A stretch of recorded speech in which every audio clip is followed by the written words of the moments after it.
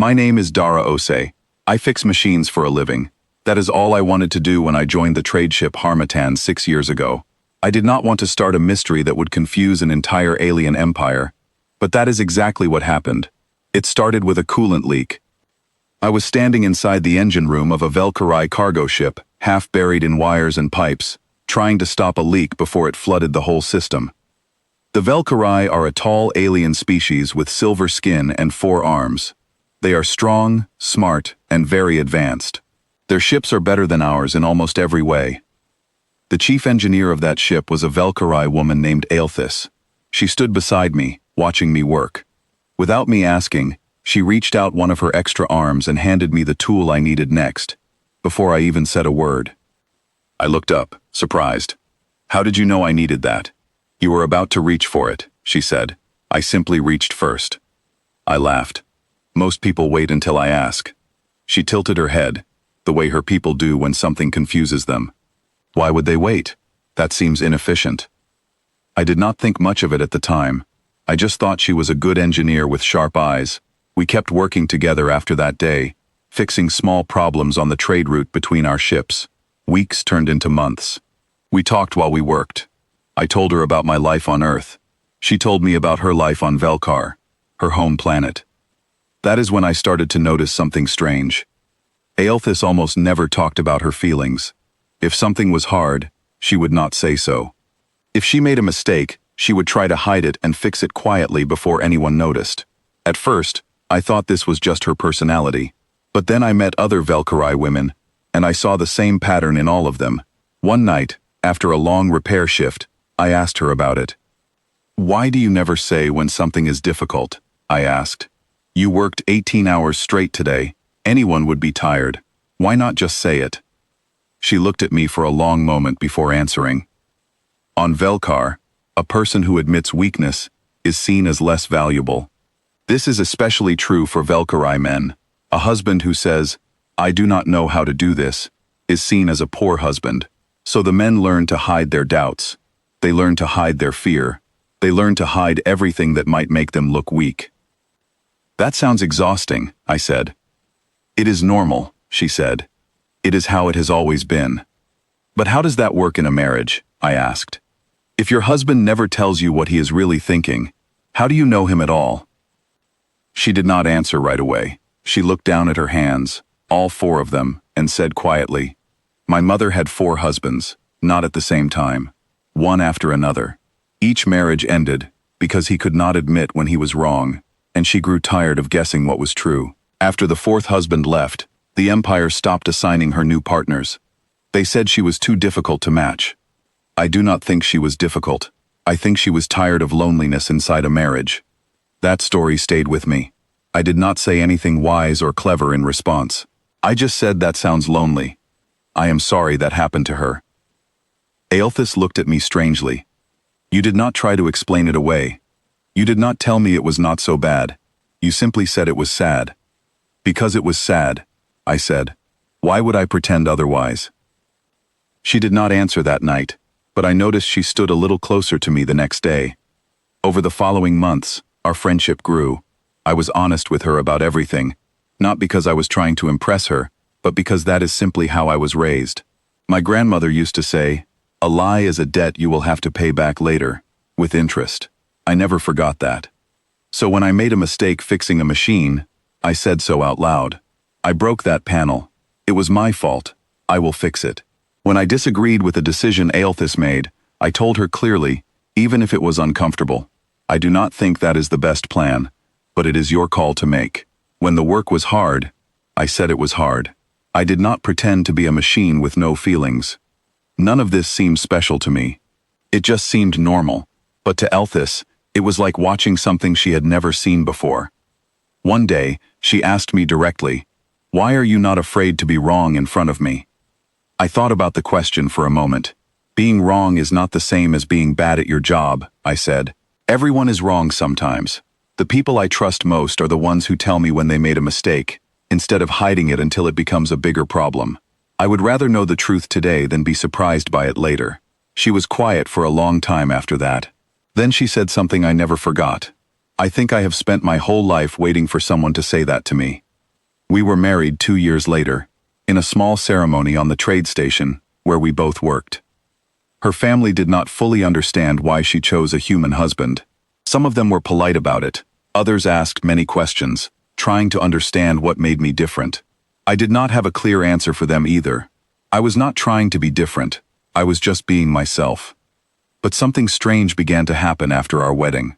Other velkarai women on the trade station started asking to work with human engineers.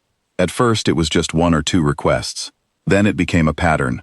Within a year, nearly half of the velkarai women on our docking ring had asked to be paired with human partners for long-term projects. Some of those partnerships turned into friendships. Some turned into marriages, just like mine.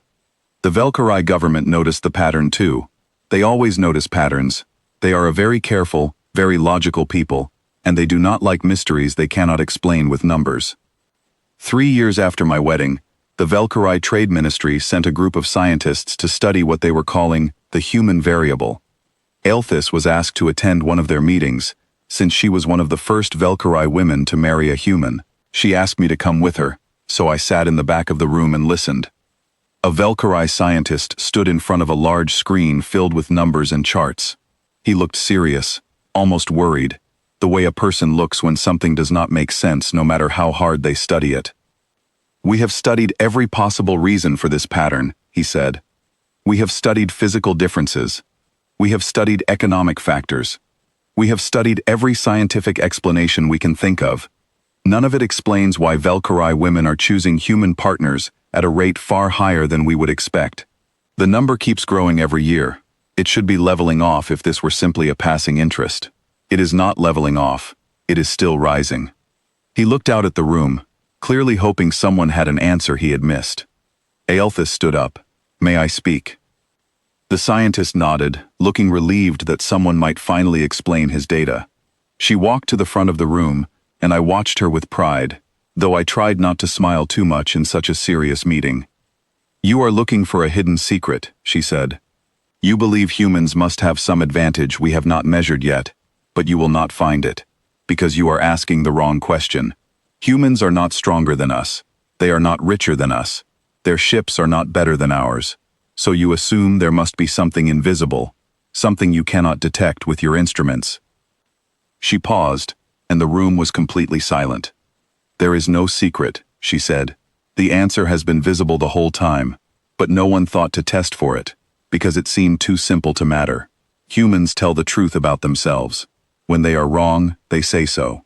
When they are afraid, they say so, and then they still do the hard thing anyway, in front of you, where you can see both the fear and the choice. We were never given partners who would let us see them clearly. Our men were taught that hiding their doubts made them stronger husbands. It did the opposite. It made us lonely inside our own marriages." The scientist did not say anything for a moment. He looked down at his charts, as if searching for a place to put this new information.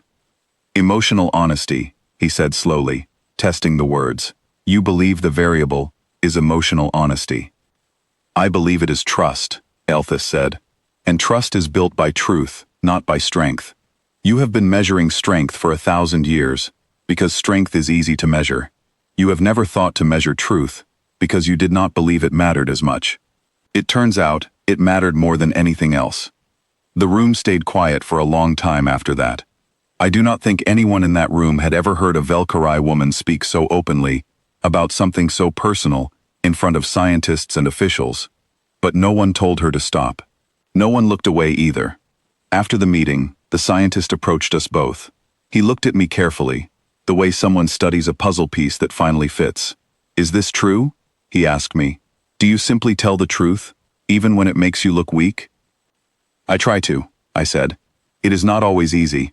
Sometimes it is hard to admit a mistake, or to say I am afraid, or to say I do not know something. But I would rather feel that discomfort for a moment than let someone I care about live with a lie for years."